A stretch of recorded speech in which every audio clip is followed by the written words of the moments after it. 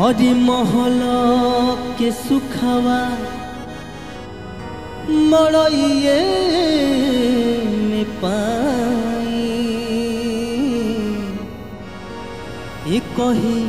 गो दुखवा सतावे हो कि नशा के आदत न छोड़े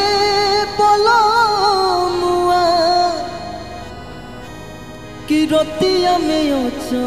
के जगावे हो कि रोतिया में ओछो के जगावे हो।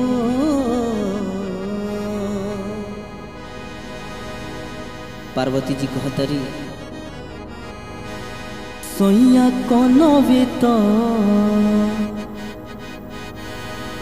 सोइया कोनो बेतो डमरू बजावेले सखी सोइया कोनो बेतो डमरू बजावेले सखी नाबा सुतला के सुख कही के ताना लदू नाबा सुतला के सुख कही के ताना लदू चिलो रोतियों में हमसे धरावेले सखी सैया